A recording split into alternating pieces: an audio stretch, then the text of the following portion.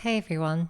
Uh, so today I have a bit more of a serious video for you. I There's something I've been wanting to talk about for a really long time, and I never have because I thought people would just make fun of me and everything, or not take me seriously. But it's really been on my mind, and I realized that I just can't remain silent anymore. I really need to talk about this important issue, and this important issue in question is my opinion on the Mozart versus Skrillex epic rap battles of history. Now, before you laugh at me, I think we need to take a step back and really take the time to appreciate the cultural significance of this video. Like, this isn't just a rap battle, it's a rap battle of history.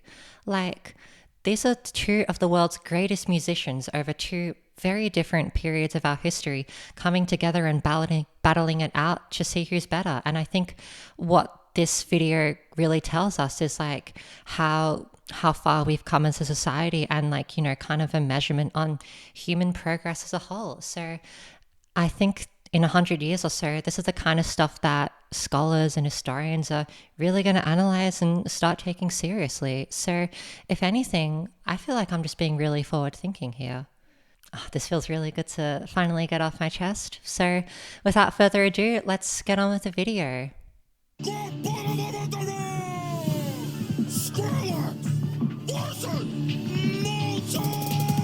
My name is Skrillex, man. Welcome to the Devil's Den. I'm a scary monster up in this Sprite and frilly pants. You're a weirdo.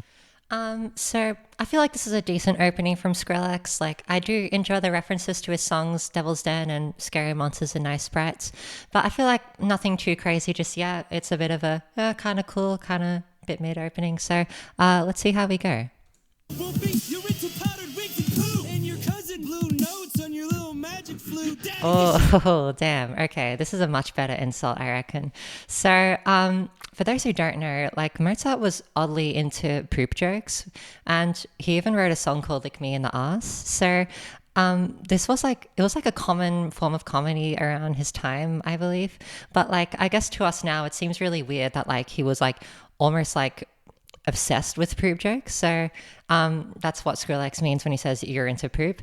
And there was also rumors that Mozart and his cousin had a little bit of a thing going on at some point. So Magic Little Flute was is one of Mozart's most popular songs. But when he says your cousin blew notes on your little magic flute, I'm sure you can guess what that means. So I think that's a really good double entendre here. make the Jackson 5 look like the family circus. You might have been a genius, but you died broke and wordless. This is another good line from Skrillex. Similar to Michael Jackson, Mozart's dad was really harsh to him at an early age and pressured him to, do a lot of things, which isn't good for kids, obviously.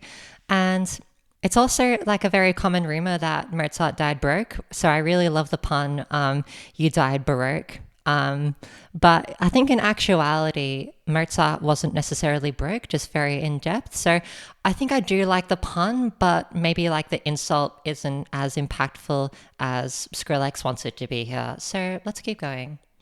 Rich acclaimed and famous. I'm a playlist. I'm the A-list. You're the lamest. Kiss my ass.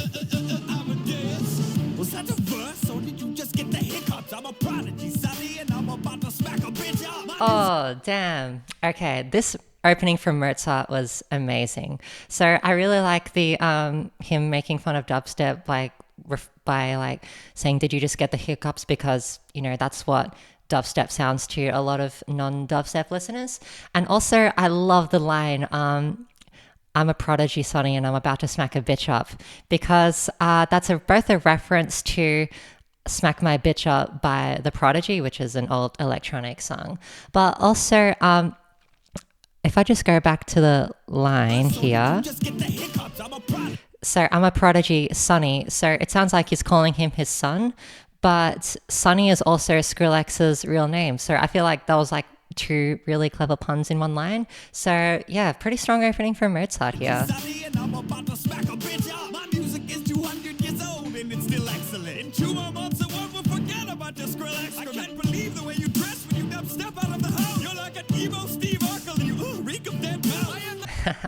That was a funny line, Eureka of Dead Mouse. And that's because one of Skrillex's first like releases that made him blow up, Scary Monsters and Nice Sprites, that was released on Dead Mouse's label, Mousetrap. And Dead Mouse is an electronic producer, for those who don't know. So, yeah. The world's greatest composer. No one knows what you are except a lonely little troll who knows how to press a space bar. Okay, so first round over. My overall thoughts is definitely Skrillex is winning this one at the moment. And I think that's because, Mozart had some like, cool puns in there and everything, but I feel like a lot of his round was just like saying, oh, you're shit and I'm cool. But I feel like in Skrillex's rounds, his insults were very directed towards like Mozart's character and the happenings in his life. So I feel like the insults for that reason are a lot more effective. So I think my vote goes to Skrillex so far, but let's keep going.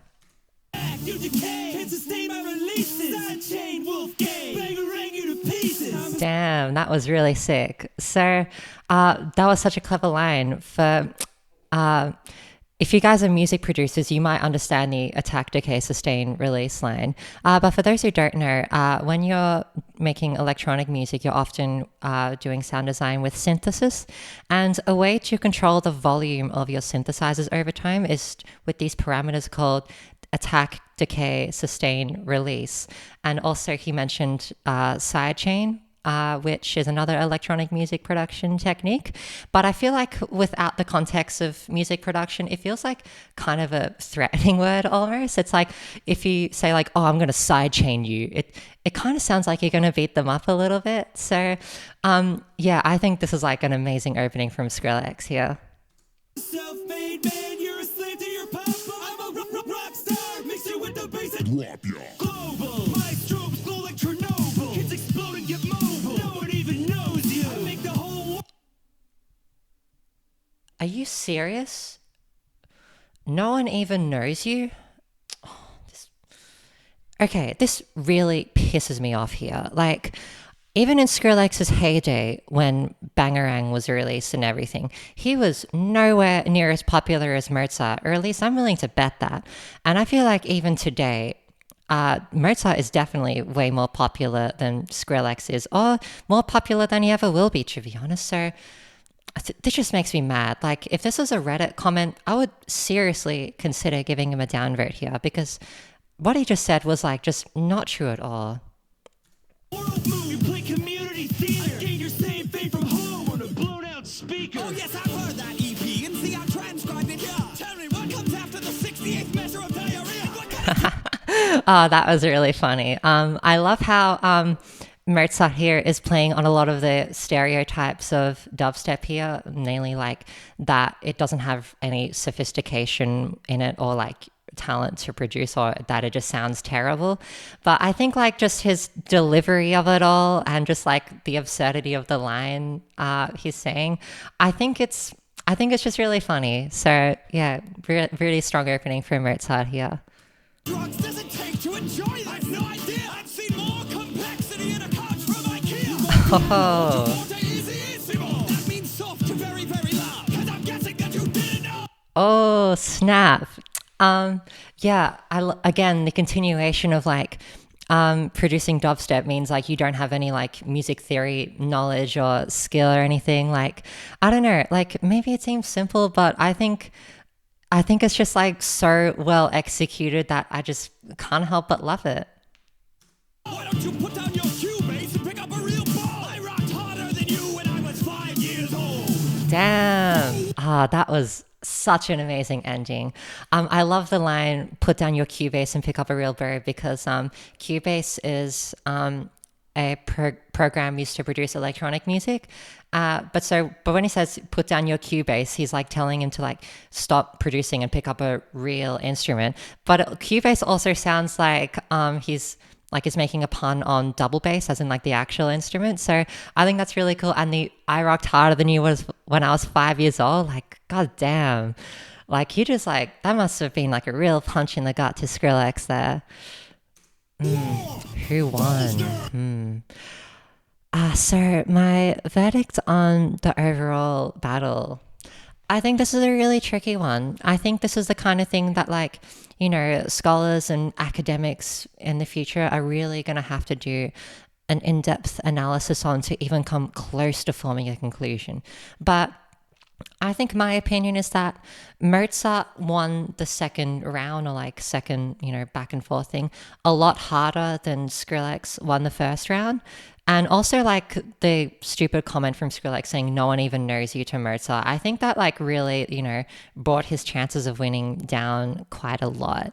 So I feel like Mozart won here, but I also feel like that doesn't really matter, because maybe the real winners are the friends we made along the way and the journeys we've had with them, because that's what rap battles are all about, right? Making friends. So I hope you guys really enjoyed this video. Felt really good to get this off my chest. And I also hope I've convinced you that this is a lot more of an important piece of cultural history than a lot of us let on. And that I hope universities in the future can see my point of view and pick up from where I left off and do further research and analysis into this. So yeah, I hope you guys enjoy the video. Bye bye.